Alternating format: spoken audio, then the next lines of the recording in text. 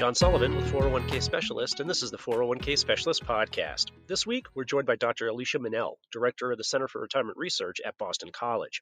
She's here to discuss retirement plan coverage, leakage, and other issues, and importantly, what can be done about them. Alicia, some of your analysis took a close look at 401k and IRA balances and found them substantially below their potential. What are some of the reasons? Yes, you're absolutely right, John. If a person contributed continuously from age 25 to 60 and invested in a mixture of stocks and bonds and had earned historical returns, that person should have had a balance in 401k at 60 of roughly $400,000. And we know from the Fed's survey of consumer finances that the average person approaching retirement has a balance of about 100.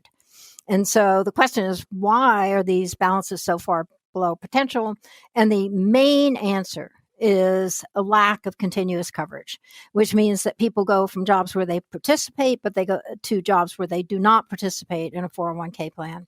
And without steady contributions, people just fall short. Are issues like fees, continuous coverage that you mentioned, and some of the other issues, are they being effectively addressed? So I think fees are declining. My view is they can always go lower. We haven't really done much on leakages.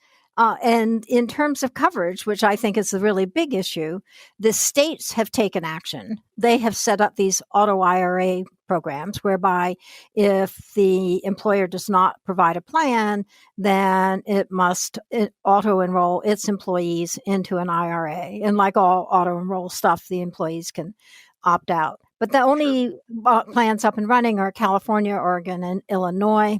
There's been legislation for 15 years proposed at the federal level to have a national auto IRA program.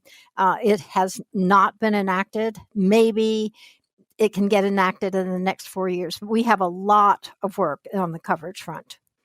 You mentioned leakage, and specifically on that issue. What is your view of auto portability, and is it an effective solution to the problem? So I think it's a good idea. I think that it will reduce leakage somewhat. And when people change jobs, it is virtually impossible for even people in financial service industries to roll their 401k balances from one plan to another. It really is awful, isn't it? And I have no idea why it's so burdensome. There are no standards. There's no standard form. There's no standard timeline. It's just, it is a mess. And so I think that auto portability is important because I think it would reduce cashing out of small amounts. And I think also that people change their savings behavior when they start to see a little pile build up. So kind of when you get to $20,000, you say, hey, I'm a saver, and you start acting a little bit differently. So I think it's not the solution to the huge gap between potential and actual balances in 401ks, but I think it's a positive thing. Our one firm, Retirement Clearinghouse, has been really leading the way on this issue for a long time, and it seems now they're poised to make a real difference. Do you see the popularity or at least the acceptance of the idea of auto portability on the rise? So I think, the Retirement Clearinghouse is aimed at small balances, sort of under 5,000. So all the financial service firms have to agree that there's more to be gained from this than to lose. But I think if it can be demonstrated for these small balances, there's a potential for it also to move to larger balances over time. So Teresa Ghilarducci told us that the 401k, in her opinion, is an immature, underdeveloped child, and we just loved that description. Do you agree with her? And is some sort of federally sponsored kind of Affordable Care Act, Obamacare, for retirement savings needed?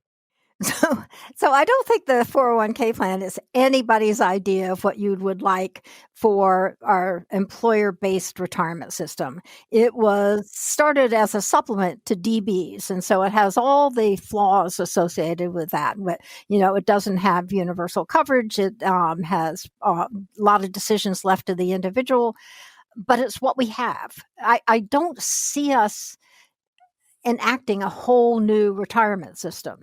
So my view is let's develop the undeveloped child as well as we can, making it all auto and having some kind of automatic lifetime income stream at the end.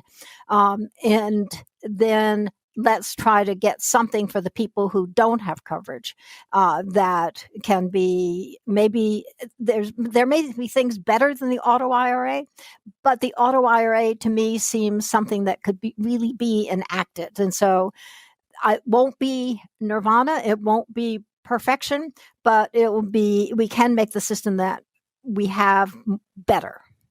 So you're a fan of the state IRAs, then, I take it. So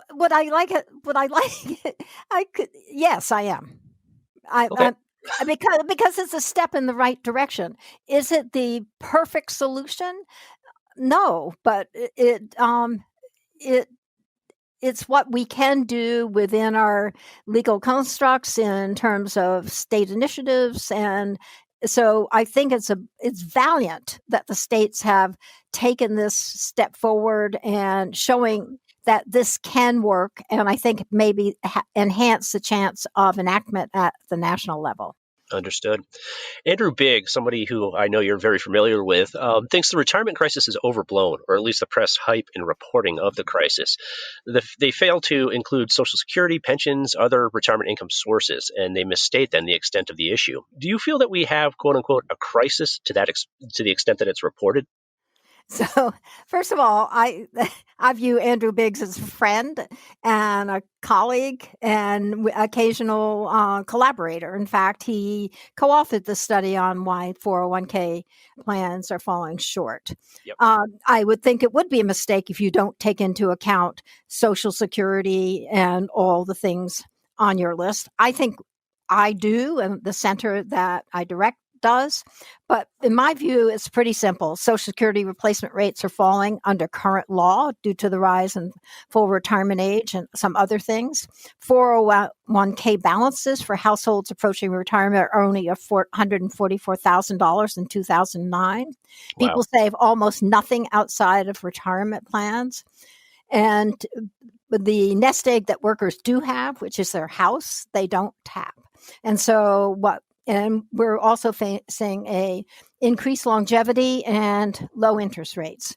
So we put out something called the National Retirement Risk Index, and it pulls all these lines of argument together and into one simple number, and it shows that roughly half of households working households are not going to be able to maintain their standard of living once they stop working. And so I don't care if you call it a crisis or not. There are a lot of people in this country who are going to be or come up short when they get to retirement. Is your message getting through? I know it's something that you've been after for quite a while now. Are you starting to see, again, a greater acceptance of the need for retirement savings to start earlier and everything that you and the center have been talking about? I think I'm not saying that, we individually are so influential, but it does seem like the shift to the position of many people on Social Security has shifted from we will have some cuts and some increases in revenue to solve the financing problem into a position where we've got to maintain the current level of benefits. I think there's increasing focus on the fact that at any moment in time, half the private sector workforce is not working, does not have a plan at work.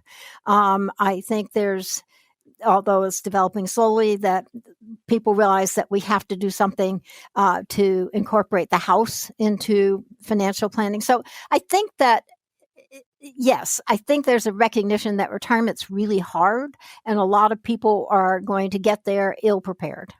Understood. Alicia Munnell, this is exactly what we needed. Thank you so much for joining us. I do appreciate it. Oh, my pleasure.